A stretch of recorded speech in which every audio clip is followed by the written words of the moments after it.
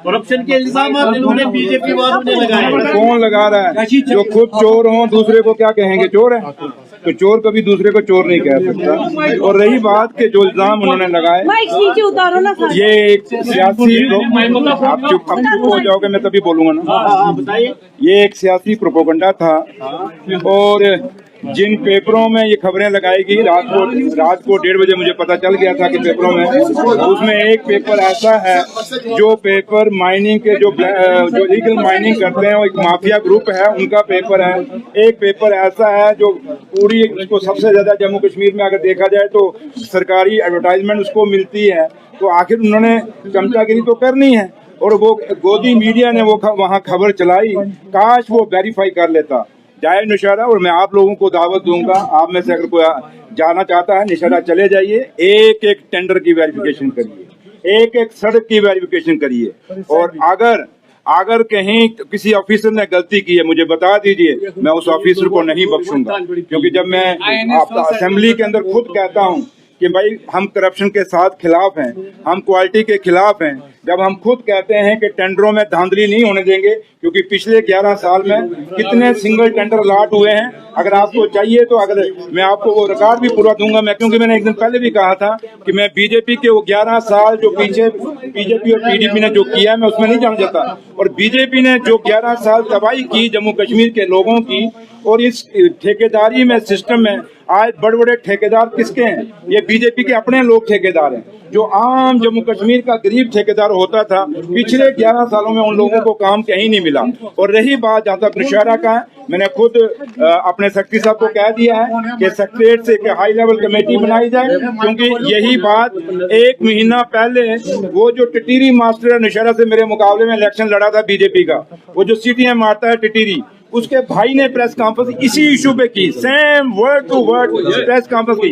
1 महीना पहले जब प्रेस कॉन्फ्रेंस की तो इन्होंने सोचा कुछ बात नहीं बनी, अब असेंबली में हंगामा खड़ा करना था क्योंकि मुद्दा इनके पास नहीं था। तो इन्होंने उस मुद्दे को, एक ऐसे मुद्दे को उछालने की कोशिश की जो मुद्दा ही नहीं है। लेकिन हाँ, एक चीज मैं आप लोगों के माध्यम से, नौशहरा के लोग मेरे सुन रहे होंगे, आप लोगों को सुनेंगे, मैं उनको ये चीज बताना चाहता हूँ कि देख लीजिए, जिस टिटीरी ने नौशहरा से बीजेपी के नाम 27,000 वोट लिया, वो बीजेपी आज नौशहरा में नहीं चाहती कि काम हो। वो नौशहरा के लोगों के काम रोक रही है और जो उन कामों को रोकने की पूरी कोशिश कर रही है। लेकिन सुरेंद्र चौधरी, क्योंकि लोगों का चुना हुआ नुमाइंदा नौशहरा से है, मैं अपने लोगों के लिए जान दे दूंगा, लेकिन काम कभी नहीं रुकने दूंगा और ईमानदारी से काम करूंगा।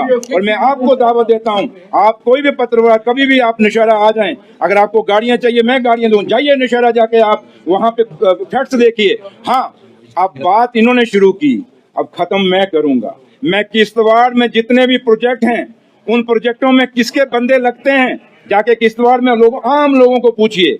वहां उस किश्तवाड़ में जितनी भी सप्लाई हो रही है उन प्रोजेक्टों में, वो किश्तवाड़ का कौन सा लीडर कर रहा है? कौन से लीडर की वहाँ गाड़ियां चल रही हैं? कौन से लीडर के चल रहे हैं?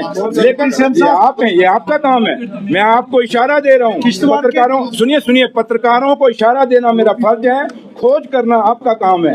इसलिए मैं आपसे यही कहूंगा, सुनिए ना, मैंने अपनी खोज कह दी, जाइए नौशहरा, मैंने दावत दे दी आपको नौशहरा में, आप जाइए खोज करिए। और दूसरी आपको देता हूँ कि किश्तवाड़ में भी चले जाइए, आम लोगों को पूछिए कि जब तक बीजेपी का एक जो बड़ा लीडर है, जब तक वो पर्ची ना दे, उन प्रोजेक्टों के अंदर गरीब आदमी नहीं लग सकता। वही लगेगा जिसकी सिफारिश होगी। फिर आम वो गरीब जिसकी बात ये बीजेपी करती है, वो कहाँ जाएगा? ये 2 चेहरे नहीं चलेंगे, हाथी के दांत, खाने के कुछ और दिखाने के कुछ और। ये लॉलीपॉप जो हाथ में लेके घूम रहे हैं, ये इन्हीं के मुंह में वापस हम देंगे। ये वक्त आने वाला है, जम्मू कश्मीर के लोग इनको कभी नहीं बख्शेंगे। इसलिए मैं लास्ट में आपको एक चीज और कह दूं, मैं वही एक चीज कह दूं, ये तो हुआ नौशहरा का, और इसलिए अब नौशहरा के लोग खुद इनको जवाब देंगे बीजेपी को अगले इलेक्शन में। अब दूसरी बात रही, जिस पे सुबह इन्होंने ड्रामा किया कि सरकार जो है, जो फ्लड आया उस फ्लड पे बात नहीं कर रही। लेकिन आप सब जानते हैं, आज कम से कम 4 सवाल लगे हुए थे उसी फ्लड के ऊपर। इवन के जो एलओपी है बीजेपी का सुनील शर्मा साहब का चौथे नंबर पे सवाल था कि वहां चशोटी में जो फ्लड आया, वहां कितने घर टूटे, वहां कितने लोग मरे, कितने लोगों को वहां पे मुआवजा मिला, कितनों को नहीं मिला, ये सवाल था। अगर ये सच्चे थे सुनील शर्मा साहब, एलओपी साहब, तो वो सवाल तो आपका था ना, तो आपने वेट क्यों नहीं किया? क्यों नहीं सवाल? ये बातें जो आप बाहर में तमाशा करके मीडिया के सामने रख रहे हो, ये वहां कह सकते थे ना हाउस में, ये सिर्फ तमाशा था। और जहां तक उमर साहब की बात है, ये जो चशोती में जो वहां पार्डर में जो वहां लोग मारे गए माता मचेल के चरणों में, वो कैसे मारे गए? ये एलओपी साहब की कॉन्स्टिट्यूएंसी है। आप इनकी जिम्मेवारी बताइए, दिल्ली से आपने क्या सपोर्ट कराई है एलओपी साहब? का मतलब है कि उनका वॉकआउट सुनिए, मैं आप मुझे सुनिए, डाइवर्शन था। सुनिए, मैं ऐसी बात हूँ, ये उनकी कॉन्स्टिट्यूएंसी थी। उनको ये पूछिए कि आपका कौन सा बड़ा लीडर वहां दिल्ली से आया जो वहां पे गया। लेकिन मेरा लीडर उमर अब्दुल्ला साहब, जम्मू कश्मीर का मुख्यमंत्री, आप लोगों ने खुद देखा, कवर किया होगा, वो वहां चोटी में खुद गए, पैदल घूमे। उमर साहब अपना क्या नाम है, मोहर में गए। उमर साहब रामबन में गए। उमर साहब जम्मू शहर के अंदर चौथे ब्रिज के ऊपर गए। बाकी लोग जगहों पे जो लोग जिन दरिया में जो तवी में बह गए उन पे गए। उमर साहब कठुआ में गए, सांबा में गए। और इस एलओपी साहब को पूछो, ये जो नेशनल हाईवे के जो ब्रिज बह गए नेशनल हाईवे के कठुआ में और सांबा में, उसके ऊपर क्यों नहीं सवाल लगाया? आपने ये सवाल क्यों नहीं लगाया कि उधमपुर से लेकर टनल तक पूरा रोड बैठ गया नेशनल हाईवे, उस पर सवाल क्यों नहीं लगाया एलओपी साहब ने, बीजेपी वालों ने? क्यों? क्योंकि वहां बीजेपी की इन्वॉल्वमेंट है। ये नेशनल हाईवे अथॉरिटी किसकी है? ये बीजेपी वालों की है। तो इसलिए आपने वहां सवाल नहीं लगाते, क्योंकि इनका आखिरी चेहरा ये जो फ्लड हिट, अगर आप फ्लड के लोगों के साथ ईमानदारी है, तो फिर फ्लड के लोगों का मजहब के नाम पे नहीं बात रखनी चाहिए। खाली जम्मू सूबे में फ्लड नहीं, रोड बंद होने से क्या एक बार भी इन्होंने बोला कि सेब के सेब लोगों के खत्म हो गए, यहाँ ट्रकों के ट्रक खत्म हो गए, उस पर कोई बात रखी उन्होंने? यहाँ 22 शरण के अंदर लोग मर गए, मिलिटेंसी अटैक हुआ, कैसे हुआ, क्यों हुआ? चौधरी साहब सुनिए बात नहीं, ये इम्पोर्टेंट भैया, सुनिए क्या कहेंगे? सुनो मेरी बात यार, अगर आप सुनते हो तो बात का सुन लीजिए, यही अधूरी मत छोड़िए। 22 शरण में पूरा टूरिज्म का कश्मीर का खत्म हो गया, पूरी इंडस्ट्री, होटल इंडस्ट्री खत्म हो गई। एक बार भी बीजेपी ने कहीं सवाल लाया, बात रखी कि हमने इस पर बात करना चाहते हैं, इस पर डिबेट करना चाहते हैं? ये कम करते हैं। मैंने वही कहा, बीजेपी के दो चेहरे हैं, कश्मीर में आते हैं कहते हैं हम आपके हमदर्द हैं। क्या यहाँ लाल चौक में एक सेल्फी पॉइंट बनाने से क्या यही जम्मू कश्मीर की स्मार्ट सिटी बन जाएगी? या जम्मू के अंदर 2 सड़कें शहर के अंदर बनाने से क्या यही स्मार्ट सिटी बन जाएगी? हाँ, सुनील शर्मा साहब ईमानदार हो तो मैं आपको कहता हूँ, जाइए, अगर इंक्वायरी करनी है, निशारा की इंक्वायरी तो मैंने इनिशिएट करा दी है। आप जो 28,000 करोड़ का इंडस्ट्री का पैकेज आया था, इसकी सीबीआई इंक्वायरी करा दो। आप उसकी जो स्मार्ट सिटी हैं, इसकी सीबीआई इंक्वायरी करा दें।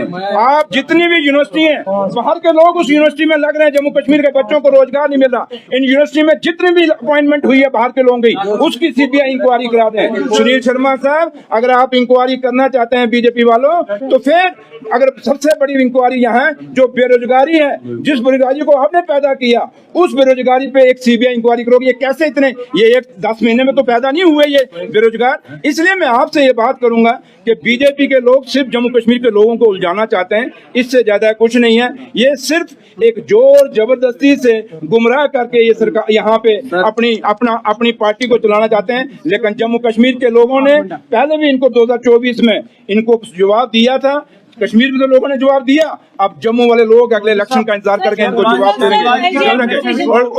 और ये बीजेपी, सुनील शर्मा को एक बात और पूछना आप कि तलवार मुख जो आपने बंद किया था, वो उमर अब्दुल्ला सरकार ने शुरू किया है। आज जम्मू का एक व्यापारी, एक आम आदमी खुश है।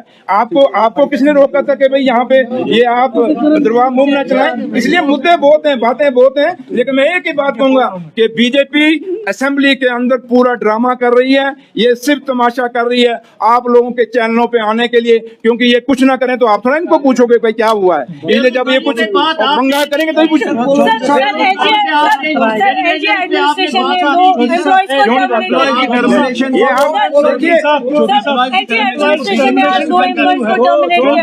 मैंने कहा अगर आप बीजेपी की जस्टिफिकेशन जाते हैं तो वो कहते हैं स्टेट टूटा, यूटी बना, ये भी जस्टिफाइड है। स्पेशल स्टेटस टूटा, ये भी जस्टिफाइड है। जम्मू कश्मीर के बेरोजगारों को नौकरी नहीं मिली, ये भी जस्टिफाइड है। डेली वेजरों को पक्का नहीं किया, वो भी जस्टिफाइड है। बीजेपी हर वो काम जो जम्मू कश्मीर के लोगों के खिलाफ किया है उसको हमेशा जस्टिफाई कहती है।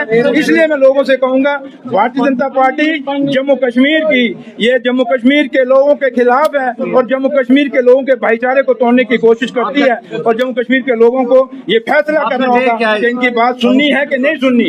इसलिए मैंने कहा आपने क्या इंक्वायरी की है? अगर उसके मिलिटेंट रिंग के अगर उन लोगों के, चाहे वो मैं हूं या कोई भी हो, अगर देश के खिलाफ कोई भी आदमी कोई काम करता है तो उसके खिलाफ एक्शन होना चाहिए। और अगर नहीं करता तो उसके साथ खाली मजहब के नाम पे, जात के नाम पे, बरादरी के नाम पे या रिजनिज्म के नाम के पे एक्शन नहीं होना चाहिए। इसलिए मैं हर उस आदमी के हक में हूं जो देश के हित में है, जो हिंदुस्तान के हित में है, इस हिंदुस्तान के आइन को मानता है, हिंदुस्तान की इस डेमोक्रेसी को मानता है। और सबसे बड़ा ये बीजेपी खुद ही ना आइन मानती है, ना ये हमारे आजादी को मानती है, ना डेमोक्रेसी को मानती है।